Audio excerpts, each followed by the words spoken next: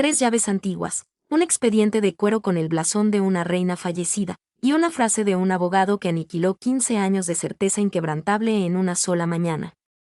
El hijo de Camila le pidió que repitiera la cuarta línea. Y cuando lo hizo, el príncipe Guillermo ya no miraba el documento. Sostenía aquellas 3 llaves, no para ofrecerlas, sino para recuperarlas, y nadie en esa mesa se movió. Ni Camila, ni sus hijos, ni siquiera el rey Carlos, que había pasado años permitiendo que una suposición muy peligrosa se asentara sobre esta familia como el polvo. La suposición de que una finca de casi 5.000 hectáreas pertenecería algún día al lado de Camila. Excepto que los abogados acababan de confirmar algo demoledor. No les pertenecía ahora. Nunca les había pertenecido. Y eso ni siquiera era lo que hizo que el rey bajara la mirada. Eso estaba enterrado en la última página, bajo la firma de un hombre que todos en esa sala habían olvidado por completo. Suscríbete antes de que entremos en materia, porque la forma en que se desarrolla es una de las partidas de ajedrez legal más pulcras que he analizado, y el giro final es verdaderamente algo. Soy Audi, y en este canal desgloso las noticias que llegan como un titular directo para mostrarte la maquinaria oculta. Los documentos, las fechas clave, los movimientos discretos que nadie debía percibir. Y al final de este relato, comprenderás algo que el titular no puede revelar. Que esto nunca fue realmente una disputa por una propiedad. Fue una lucha por el poder. Y se gestó años antes de que alguien en esa sala supiera siquiera que habría un conflicto. Permíteme situarte, porque el cómo se desarrolló esa mañana lo dice todo. 3 horas antes de que esas llaves se retiraran de la mesa, la familia de Camila había llegado esperando un trámite privado, no una discusión, no un enfrentamiento, solo papeleo, porque la herencia, llamémosla por su nombre, Ravensmere, se había considerado un asunto resuelto durante casi 15 años. Y no hablamos de una casita. 12.000 acres, una mansión de estilo jacobino, 42 cabañas, 2 granjas en funcionamiento, un lago privado, pinturas que nunca habían figurado en ningún inventario público. Y aquí está el detalle que revela cuán resuelto creían todos que estaba esto. El personal había comenzado a referirse a una de las habitaciones de arriba como el estudio del señor Parker Bias. Esa mañana, alguien había colocado flores frescas en él. Flores frescas en una habitación que ya habían entregado mentalmente. Guarda esa imagen, porque al atardecer, esas flores serían retiradas. Y entonces llegó William. Y quiero que notes cómo llegó, porque fue la primera advertencia y nadie la leyó. Sin caravana, sin anuncio. Un vehículo oscuro por las puertas este a las 8:46 de la mañana. Y no estaba solo. 2 abogados salieron detrás de él, cada uno portando un maletín negro idéntico. Esa es la segunda advertencia. Pero aquí está la tercera, y es la que debería haber vaciado la habitación de oxígeno, si alguien la hubiera comprendido. William se negó a entrar por las puertas principales. Caminó por el lateral de la casa, cruzando el patio de grava mojada, y entró por la antigua oficina de la finca, la sala donde se guardaban los registros de tierras desde el reinado de la reina Victoria. Y tienes que preguntarte, ¿por qué el príncipe de Gales ignoraría el salón, ignoraría a la familia, y se dirigiría directamente a los registros? Y la respuesta es la historia completa. Porque esta nunca fue una reunión familiar. Fue una ejecución. Y él había venido al lugar donde se guardaba la evidencia. Ahora, para entender por qué esto cayó como una bomba, debes comprender que creía genuinamente la familia de Camila y por qué lo creía. Porque no eran fantasiosos codiciosos, se les había dicho. Para las 9, Camila había sido informada de que William estaba en el edificio, y según los informes, supuso que había venido a hablar de renovaciones, y esa suposición era completamente razonable porque había habido conversaciones reales sobre renovaciones. El ala este necesitaba trabajos estructurales. 2 tejados tenían goteras. Incluso se habían producido conversaciones discretas sobre la conversión de varias de las casas para miembros de su familia extendida, y Carlos, según los relatos, había animado todo eso. No formalmente, y esa palabra formalmente será enormemente importante en un minuto, sino en privado. De la manera en que las familias poderosas hacen promesas cuando están seguras de que nadie les pedirá jamás que las demuestren. 5 palabras, Aparentemente que Dios dijo más de una vez, siempre tendrás cuervos. 5 palabras inofensivas. Excepto que he aquí la cuestión de las palabras inofensivas. Dejan de ser inofensivas en el instante en que alguien empieza a gastar dinero porque las cree. Y lo habían hecho. Se habían elaborado planos. Se habían medido muebles. Un familiar, según se dice, ya había comentado la posibilidad de trasladar una manada de caballos a los potreros del sur. El hijo de Camila, según los informes, había recorrido la bodega de vinos y le habían indicado que botellas se consideraban parte de la casa. Ahora, imaginen escuchar eso año tras año. Imaginen ser tratados como el futuro propietario cada vez que cruzaban esas puertas. Y luego imaginen a William entrando, poniendo un dictamen legal de 6 páginas sobre la mesa y diciendo en voz baja, ninguno de ustedes fue jamás beneficiario. Y esa frase no solo cambia el significado. Piensen en lo que realmente hace. Cambia el pasado. Porque de repente, cada una de esas promesas adquiere un sentido distinto. Cada renovación se convierte en una interrogante. Cada habitación que habían empezado a considerar suya, ahora pertenece a otra persona. ¿Pero a quién? Esa era la pregunta que flotaba sobre toda la mesa y era la única que William se negaba, por ahora, a responder. Y quiero que se queden con esa frase. Ninguno de ustedes fue jamás beneficiario, por lo brutalmente silenciosa que es. No dijo que habían perdido la herencia. No dijo que había decidido recuperarla. Ambas frases habrían implicado que, en algún momento, les perteneció para poder perderla. Dijo, en cualquier momento, en pasado, que se remonte a antes de que cualquiera de ellos hubiera cruzado las puertas. En 4 palabras, no solo se apoderó del futuro. Reescribió todo el pasado, los últimos 15 años, como un malentendido. Años de mostrarle vendedores de vino, medir muebles y llamar a una habitación el estudio. Todo ello reformulado en una sola cláusula como algo que nunca tuvo ninguna base legal. Ese es un golpe más frío que la ira. La ira dice, me has traicionado. Lo que dijo William fue, aquí nunca hubo nada.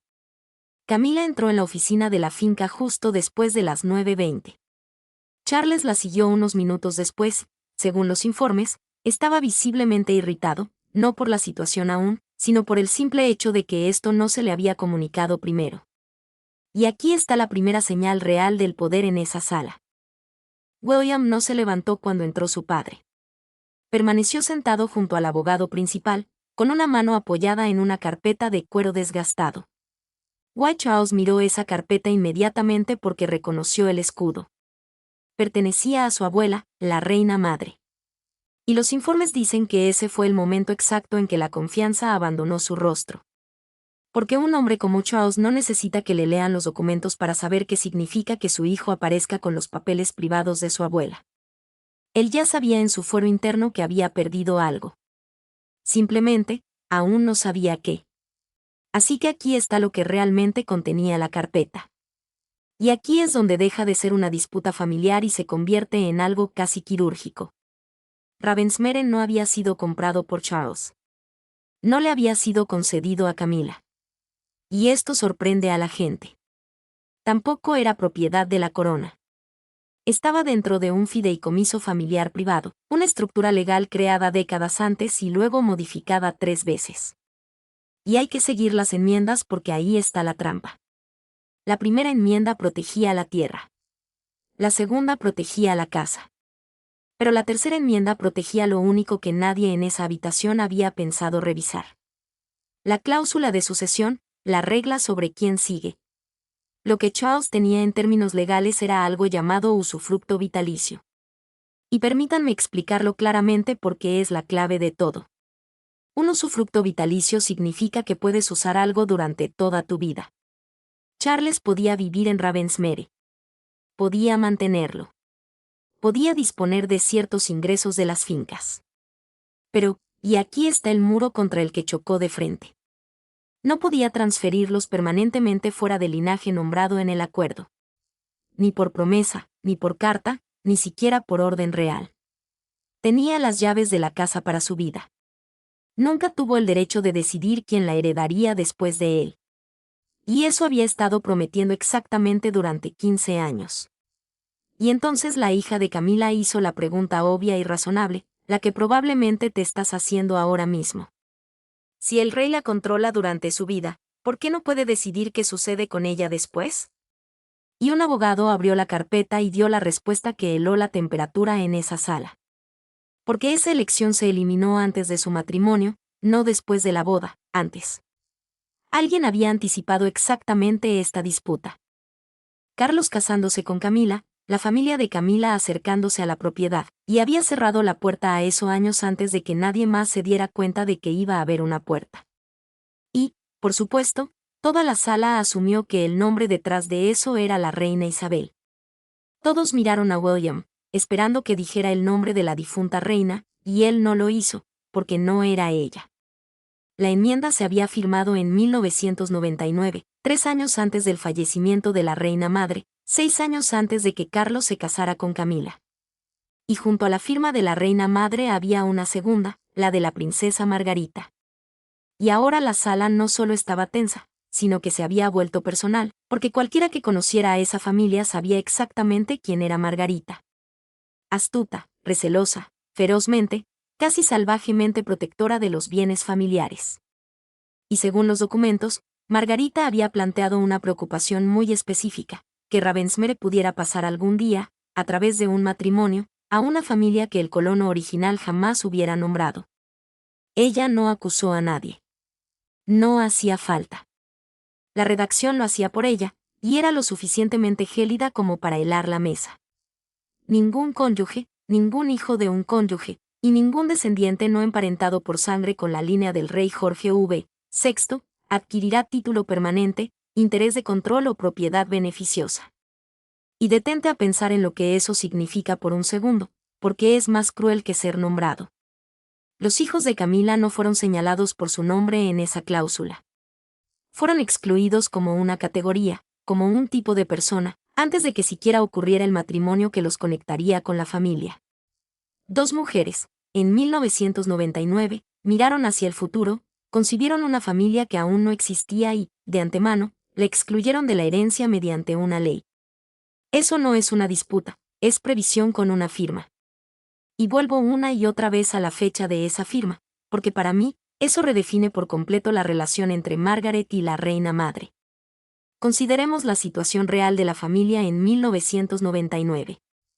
Carlos y Camila no estaban casados. Ni siquiera eran una pareja formalmente pública como lo serían después. Toda la rehabilitación de esa relación ante la opinión pública aún estaba a años de distancia. Así que, para que dos miembros de alto rango de la familia se sentaran en 1999 y redactaran una cláusula diseñada específicamente para mantener a la descendencia de un futuro cónyuge alejada de una propiedad familiar, debían estar analizando la situación con una claridad absolutamente implacable. No estaban reaccionando a algo que había sucedido. Estaban previniendo algo que estaban seguras que sucedería. Y pienses lo que pienses de Margaret, y la historia no siempre ha sido amable con ella. Debes admitir que esa es una lectura escalofriantemente precisa y a largo plazo de exactamente cómo esta familia se distanciaría durante el próximo cuarto de siglo. Ella vio cómo la propiedad se deslizaba sigilosamente hacia la órbita del Parker Bowl, incluso antes de que hubiera un matrimonio que facilitara ese deslizamiento, y ella cerró el camino antes de que se construyera. La gente adora hablar de la previsión de William en estas historias, pero William solo estaba terminando un movimiento que su tía abuela inició cuando él era un adolescente. Y aquí está el peso humano detrás de todo ese lenguaje legal frío, porque es fácil leer proteger el linaje como pura pedantería. Y no creo que fuera solo eso. Estos antiguos fideicomisos familiares existen porque casas como esta no son realmente propiedad de la persona que vive en ellas. Se mantienen en fideicomiso en nombre de una línea. La idea general es que eres un custodio, no un propietario. La casa pasa a través de ti a los hijos de la sangre, y tu trabajo es entregarla intacta. Así que cuando Margaret trazó esa línea, no estaba siendo simplemente posesiva. Estaba, a su manera severa, protegiendo el derecho de los niños que aún no habían nacido. El George, la Charlotte, el Louis de una generación que ella nunca conocería. Y eso, más que nada, es por lo que William no pudo soltarlo. Porque la persona a la que Klaus estaba protegiendo en última instancia era la herencia de sus propios hijos. Esto nunca fue algo abstracto para él. Era el derecho de nacimiento de su hijo, guardado en una carpeta donde se medían muebles ajenos. Y entonces Carlos se inclinó hacia el abogado y dijo aquello que, creo, él creía sinceramente. Nunca se me informó de esto. William finalmente miró a su padre y asestó el primer golpe real. Usted firmó el reconocimiento de esto, y una fotocopia apareció sobre la mesa. Y allí estaba, la propia firma de Carlos al final, con fecha de noviembre de 1999. El rey del Reino Unido, mirando su propio nombre en el mismo documento que acababa de desmantelar 15 años de sus promesas privadas. Pasó la página, miró la fecha de nuevo, miró a William, y durante varios segundos, según todos los relatos, no tuvo nada que decir. Pero el abogado sí, y aquí es donde realmente siento un poco por Carlos, porque explica cómo un hombre inteligente cae en esto. El reconocimiento que Carlos firmó en 1999 no se le presentó como, aquí está la cláusula que impide que la familia de su futura esposa herede jamás. Se había adjuntado a una reestructuración financiera mucho más amplia que involucraba 6 propiedades diferentes y Ravensmere aparecía en ella solo 2 veces. Una vez por el número de parcela legal y otra bajo un nombre antiguo de la finca que no se usaba públicamente desde 1936. Así que Charles pudo haberlo firmado genuinamente sin registrar lo que significaba esa cláusula. O bien, pudo haberla entendido perfectamente y simplemente se dijo a sí mismo que podría cambiarse más tarde. Nadie puede saber lo que pensaba el hombre en 1999. Pero observemos lo que hizo en los años siguientes, porque sus acciones apuntan firmemente a esa segunda versión. Porque he aquí la cuestión, la cláusula podía modificarse. Esa es la parte en la que la familia de Camila había estado contando en silencio todo el tiempo. Todo lo que Charles necesitaba era el consentimiento de los fideicomisarios sobrevivientes. Y para entonces, solo quedaba un fideicomisario sobreviviente cuya aprobación realmente importaba. El príncipe William. Y ahora entienden por qué entró con esas llaves. Él no era un invitado en esa reunión. Él era la puerta. Y Charles ya había intentado abrir la puerta meses antes. No directamente. Eso habría parecido demasiado obvio. Pero un ayudante del palacio, según se informa, le envió a William una propuesta que describía el futuro de Ravensmere como un acuerdo de continuidad. Continuidad. Qué palabra tan hermosa y suave para hacer permanente una promesa privada. Y William formuló una pregunta en respuesta. ¿Quién recibe el interés beneficioso? El real. ¿Quién termina poseyendo el valor realmente aquí? Y la respuesta llegó 2 días después. Se crearía un nuevo fideicomiso familiar y sus beneficiarios incluirían a los hijos y nietos de Camila. Y William escribió una palabra en el margen y lo devolvió. Rechazado. Pero Charles no se detuvo. Y el segundo intento fue más astuto. Genuinamente astuto. Esta vez, la familia de Camila no sería dueña de Ravensmere en absoluto. Sobre el papel, la finca permanecería dentro del patrimonio real. En cambio, simplemente recibirían un contrato de arrendamiento de 99 años por un alquiler simbólico de 1 libra al año. ¿Entiendes la jugada? Técnicamente, nada sale del linaje. En la práctica, William y sus propios hijos quedan excluidos de esa casa durante un siglo. Su propiedad en todo menos en la palabra. Y fue casi lo suficientemente astuto.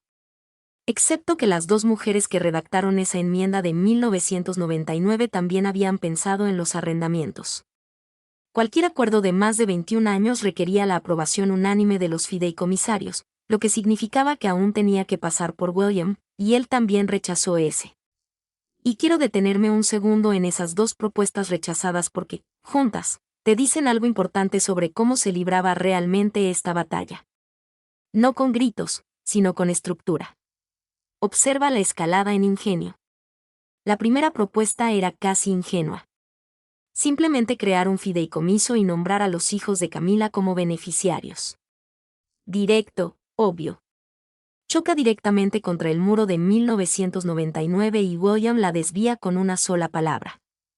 Pero la segunda propuesta es obra de alguien que realmente había leído la enmienda y buscado la brecha. Un contrato de arrendamiento de 99 años por 1 libra al año.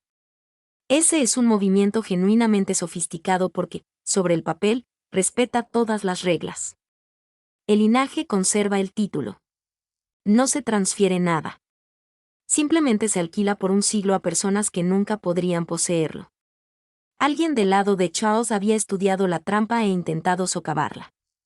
Y eso es lo que te dice que no fue un malentendido. Uno no diseña accidentalmente una solución de 99 años para una cláusula que no sabía que existía. La segunda propuesta es la prueba de que alguien sabía exactamente lo que decía la enmienda de 1999 e intentaba burlarla de todos modos. Y el hecho de que la enmienda de la Reina Madre ya hubiera cerrado la laguna del arrendamiento, es decir, que cualquier acuerdo superior a 21 años requería la aprobación unánime de los fideicomisarios. Ese fue el momento en que realmente comprendí lo que esas dos mujeres construyeron en 1999. No solo redactaron una norma. Anticiparon las formas específicas en que un futuro rey intentaría sortearla. Y también bloquearon esas vías de antemano, décadas antes. Una transferencia directa bloqueada. Un fideicomiso bloqueado.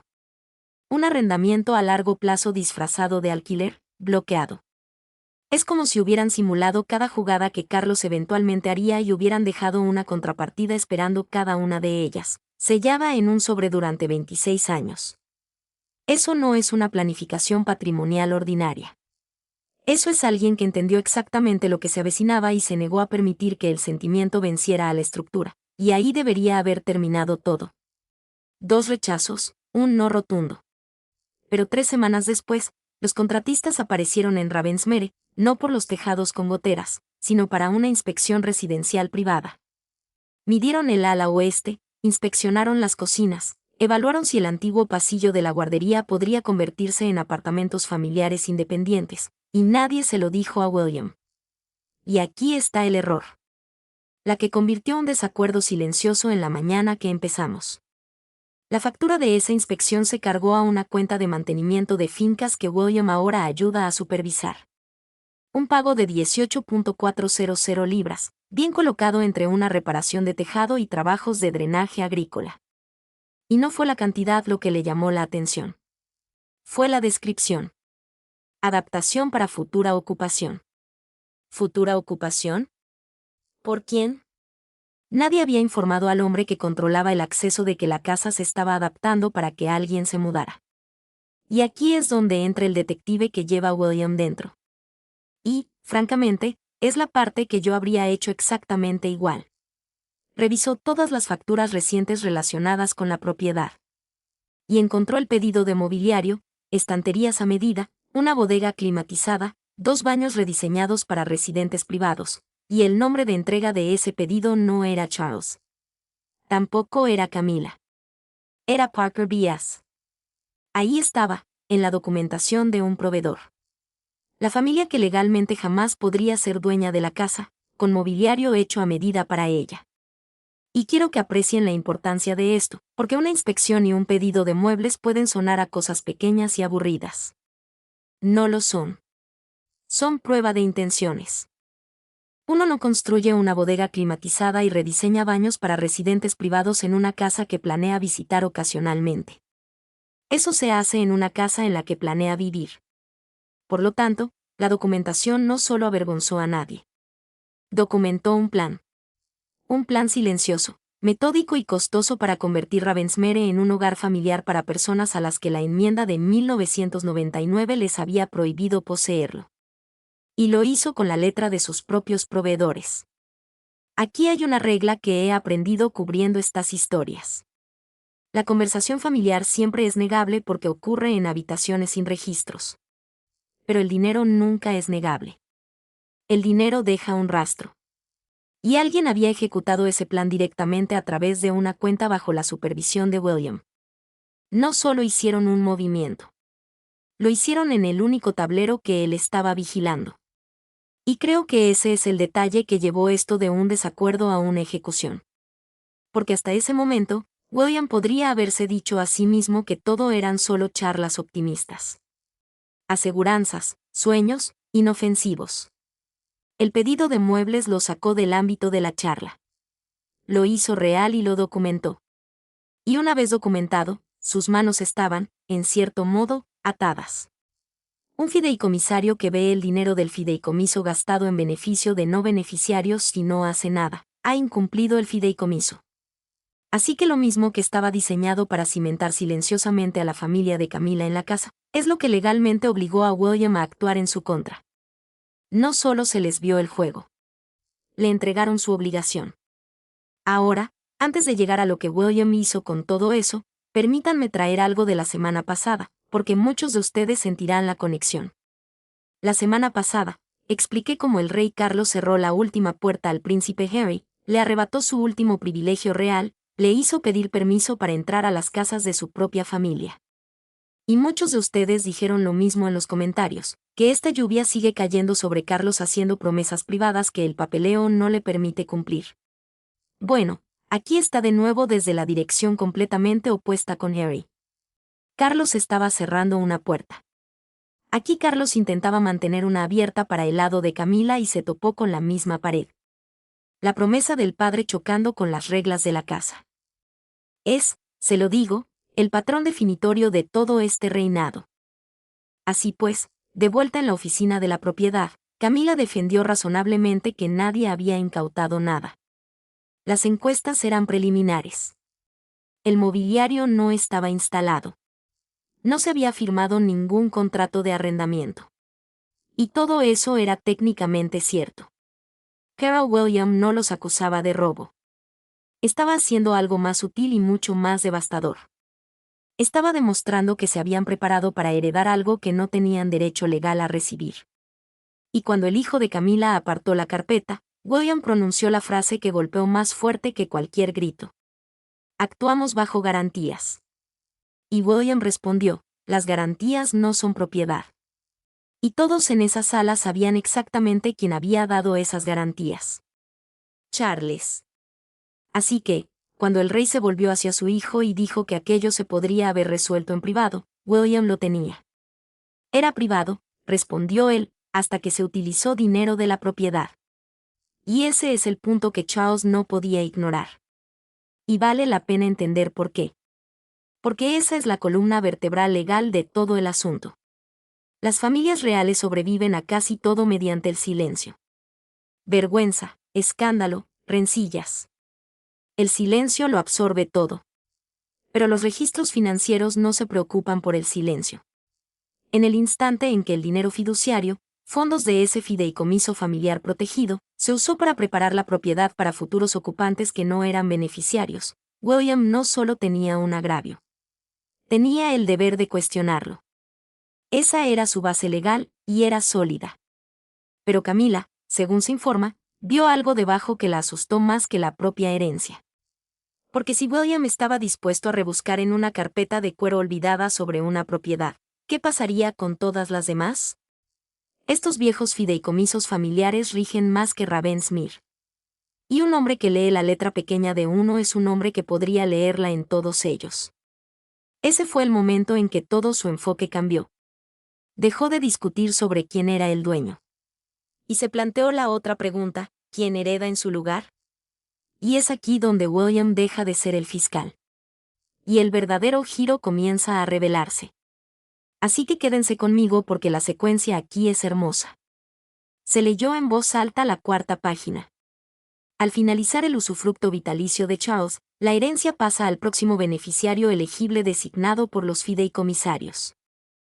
Y la hija de Camila intervino. Ese es William. Y tenía razón. Debería haber sido William. Salvo por 9 días, y sin decírselo a nadie, Guillermo había renunciado formalmente a su derecho personal sobre Ravensmere. Nadie en esa sala lo sabía. Ni Carlos. Ni Camila. Ni siquiera la mayoría en el palacio. Aquí surge la pregunta que te deja helado. ¿Por qué un hombre lucharía tanto por proteger una propiedad para luego negarse a heredarla? Seré sincero, en este punto estoy interpretando sus intenciones más que citándolas, pues Guillermo nunca explicó su motivo en voz alta. Pero fíjate en lo que realmente consigue con esa renuncia, porque sus actos lo dicen claramente. Él no quería la casa. Quería tener control sobre su destino. Al renunciar a su propio derecho, hizo algo preciso.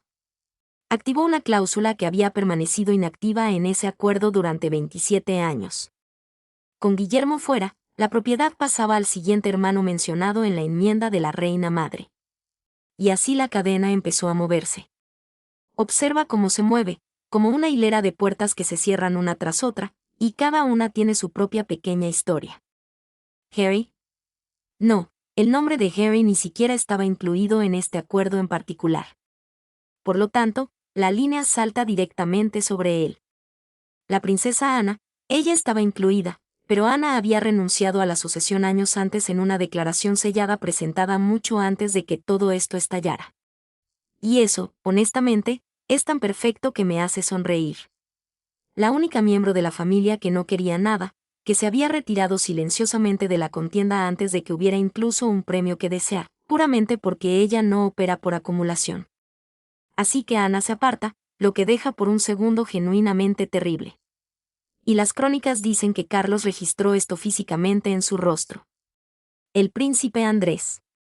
Y puedes imaginar el horror de ese medio segundo, ¿verdad? El objetivo de este ejercicio era proteger el patrimonio, mantenerlo limpio, y la cadena acababa de señalar al hombre más comprometido de toda la familia. Por un momento, Carlos debió pensar que la cura había resultado peor que la enfermedad. Y entonces el abogado pasó la página, porque, por supuesto, los arquitectos de 1999 o las enmiendas posteriores también habían pensado en eso. Andrés ya había sido retirado de la elegibilidad bajo una disposición de conducta. Una cláusula que despoja a un beneficiario que se retira de sus deberes reales oficiales. Ante todo lo que ha rodeado a Andrew en años recientes, esa cláusula hizo exactamente para lo que tales cláusulas están diseñadas. Le cerró la puerta automáticamente. Sin necesidad de debate. Así que Andrew quedó fuera. Y con William habiendo renunciado, Harry sin nombrar a Annie declinando, y Andrew descalificado. La hilera de puertas se había cerrado hasta dejar a un solo hombre en pie, el príncipe Eduardo. Y fue entonces cuando el hijo de Camila dijo, léelo de nuevo. El príncipe Eduardo, el duque de Edimburgo, el tranquilo, el hermano en el que nadie en esa sala había pensado en toda la mañana, se convertiría en el sucesor beneficiario de Ravensmere. Pero incluso eso no es la revelación completa. Y esta es la parte que genuinamente reorganiza toda la historia porque a Eduardo ya se le había informado semanas antes y él ya había aceptado discretamente. Sin victoria pública, sin alardes, sin exigir inspeccionar las habitaciones. Aceptó bajo una condición, y la condición es el giro inesperado. Ravensmere nunca se convertiría en su hogar familiar privado. En cambio, sus granjas, sus cabañas, sus ingresos anuales completos se destinarían a una nueva fundación benéfica que apoyaría a veteranos, familias militares en duelo y jóvenes que salen del sistema de acogida.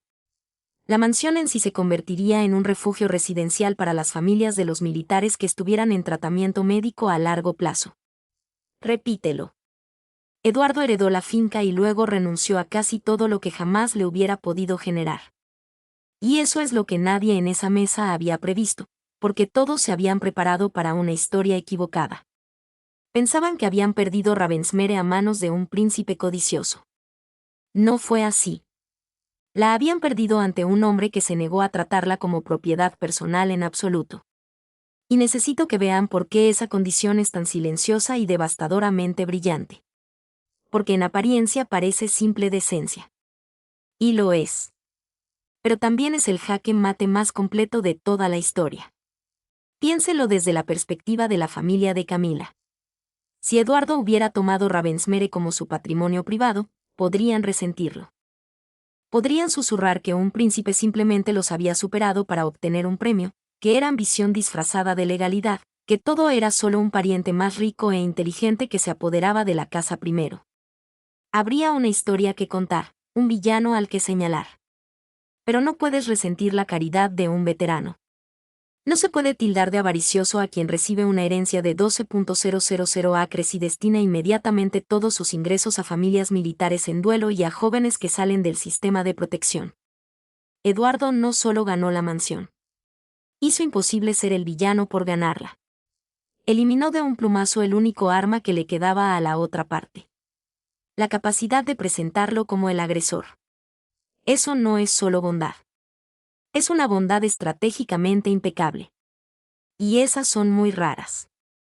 Y esto es lo que hizo a la imagen de todo lo anterior, que es la parte que debió escocer, porque ahora las dos versiones de la familia se sientan lado a lado permanentemente en la misma tierra. Por un lado, un plan para una bodega climatizada, baños rediseñados, estanterías a medida, un estudio con flores frescas y una placa con el nombre. Una herencia medida en comodidades. Por otro, cabañas restauradas para veteranos. Un terreno convertido en un retiro para las familias de los enfermos. Unos ingresos cedidos antes de que nadie pudiera acusarlo de desearlos. Cada familia que cruce esas puertas buscando ayuda se convierte en una comparación silenciosa. No se dice, ¿verdad? Nunca se dice. Esta familia no verbaliza las cosas, pero el peso de la historia lo sienten todos los que la conocen. Esa es la humillación que Charles anticipó en el instante en que el abogado terminó de leer. No por haber perdido una casa, sino por haberla perdido de una forma que lo señalaría silenciosamente cada día que permaneciera como caridad. Y eso recontextualiza todo lo que han hecho. Porque ahora cada cabaña restaurada, cada familia que cruza esas puertas se convierte en un monumento discreto al hecho de que, mientras una parte de la familia medía habitaciones y construía bodegas, Edward convirtió toda una herencia en servicio. Charles lo comprendió al instante. La finca que había prometido en privado al lado de Camila ahora llevaría el nombre de su hermano a través de una fundación pública para siempre. No hay forma más completa de que te demuestren que tu promesa no significó nada. Y sigo volviendo a la pura paciencia de lo que William hizo aquí, porque es lo opuesto a como imaginamos a un príncipe imponiendo su voluntad. No irrumpió ni declaró nada.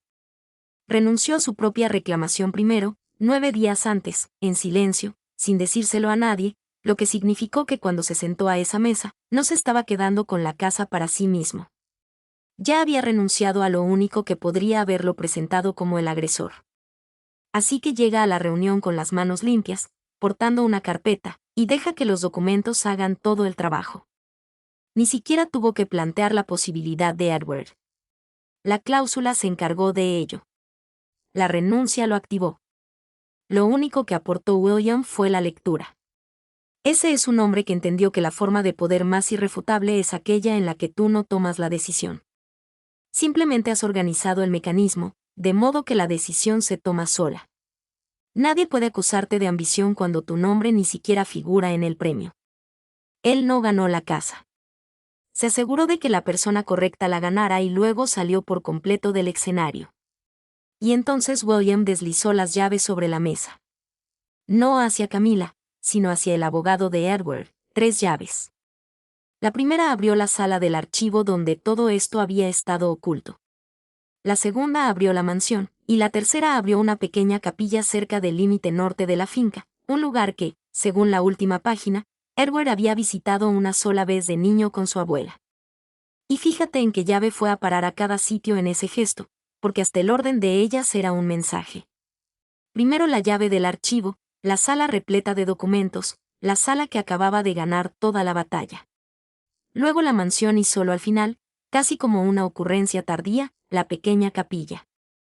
La casa que había consumido 15 años de intrigas quedó en tercer lugar en las prioridades de un hombre, detrás de los expedientes y detrás de un recuerdo. Ahí reside toda la diferencia entre los dos bandos de esta familia, en un solo puñado de bronce. Un lado se había dedicado a medir las habitaciones. El vencedor apenas les prestaba atención. Y esa capilla era la única parte de las 12.000 acres que Edward pensaba conservar para su propia familia, no para vivir en ella, sino para recordarla a ella. El único hombre que se quedó con toda la herencia deseaba solo el rincón más pequeño y silencioso, y solo para un recuerdo. Alguien me preguntó hace tiempo en los comentarios cómo un miembro de la realeza moderna puede perder el control de algo sin un solo voto, un solo titular, un solo acto público. Y esta es la respuesta. Esta escena exacta. Así es como el poder realmente se mueve en una familia como esta. No en un salón del trono, sino en una oficina de registros, Sobre un expediente de cuero con 3 llaves deslizándose sobre una mesa hacia un abogado. Sin cámaras, sin anuncios, solo trámites de décadas cumpliendo exactamente el propósito para el que fueron creados. Si alguna vez se preguntaron por qué estas familias se obsesionan con documentos que parecen increíblemente áridos, esta es la razón. El documento es el arma. Todo lo demás es solo el escenario donde se desata. Y finalmente, Carlos habló. Arreglaste todo esto sin consultarme. Y la respuesta de William fue casi amable. Tú ya habías hecho tus arreglos. Y esa es la humillación. Y es una muy precisa. Permítanme nombrarla exactamente. Carlos no fue derrotado por una rebelión. Nadie se levantó contra él. Fue vencido por su propia burocracia, por una firma olvidada en 1999, por promesas que nunca tuvo el poder legal de cumplir, y por un hermano menor que se llevó el premio y luego le despojó de todo valor personal antes de que alguien pudiera acusarlo de ambición. Ni siquiera puedes resentirte con Edward por ello. Ahí radica la genialidad. Camila tenía una última pregunta, y es la más triste de toda la reunión. ¿Qué pasará con las habitaciones ya preparadas? Y el abogado cerró la carpeta y respondió, serán devueltos al inventario de la herencia. Los estantes a medida serían retirados. La designación de estudio privado desaparecería discretamente. La colección de vinos quedaría intacta, pero ya no pertenecería a nadie en esa familia. Incluso las flores frescas, aquellas puestas en el estudio del señor Parker Bias esa misma mañana, fueron retiradas antes del atardecer. Al anochecer, la placa de latón de esa puerta del piso de arriba había sido desatornillada. Y creo que esa pequeña placa de latón es el objeto más triste de toda la historia, porque alguien la había encargado. Alguien la había grabado. Alguien la había atornillado a esa puerta creyendo que permanecería allí por una generación. Una placa con un nombre es la confianza que puedes sostener en tu mano. Y se retiró en una tarde. Y esto es lo que me parece tan revelador sobre cómo opera esta familia. No hubo ningún anuncio. Ninguna declaración oficial corrigió 15 años de suposiciones silenciosas. Cualquiera que pasara por las puertas esa semana no vio nada inusual. Todo sucedió en total silencio. La forma en que todo lo real en esa familia sucede. Sin llamada a la prensa, sin comunicado de corrección, solo una silenciosa reversión ejecutada habitación por habitación. Tan sutilmente que el mundo exterior jamás supo que algo había sido revertido. Pero dentro de la mansión, una pequeña cosa había cambiado. Las llaves ya no colgaban bajo el retrato de Charles, donde siempre habían estado. Las habían puesto en una caja de madera sencilla, junto a una fotografía de la reina madre, la mujer que lo inició todo en 1999, y una nota escrita a mano por Edward. 7 palabras: que esta casa pertenezca a quienes la necesiten. Y hay algo casi circular en el destino final de esas llaves, ¿no es así? Comenzaron la mañana colgadas bajo el retrato de Charles.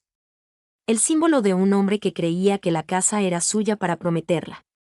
Terminaron el día en una caja de madera sencilla, al lado de una fotografía de la reina madre. La mujer que, desde la tumba y a través de una cláusula escrita en 1999, acababa de demostrar que nunca lo fue. Las llaves pasaron del rey vivo que creía controlar la casa, de vuelta a la reina muerta que realmente lo hacía. Esa es toda la historia en una imagen. El pasado no solo ganó. Siempre iba a ganar. Simplemente había estado esperando en una caja el día que alguien finalmente abriera la carpeta y la leyera en voz alta. Así que, déjenme con la pregunta que no dejo de darle vueltas. ¿Quién ganó realmente esa mañana? ¿Fue Guillermo, quien renunció a la casa para tomar el control? ¿Fue Eduardo, quien aceptó la herencia y la entregó de inmediato?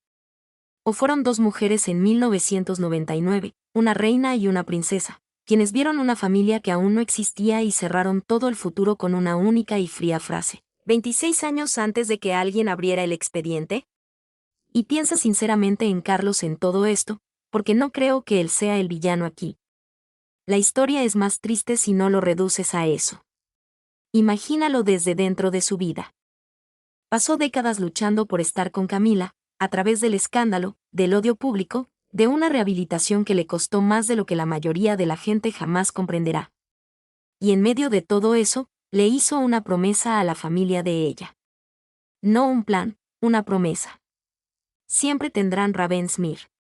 Probablemente lo dijo como un acto de amor, una forma de decirle a la familia con la que se casaba que realmente pertenecían, que estaban a salvo, que estaban en casa. La tragedia es que nunca tuvo el poder de hacer realidad esa promesa. Era un usufructuario repartiendo escrituras, un custodio fingiendo ser el dueño. Y lo más cruel de toda la mañana es que su propia firma de 1999 estaba en una carpeta. Todo el tiempo, demostrando silenciosamente que lo más generoso que intentó dar era algo que nunca fue suyo para dar. Eso no es un villano.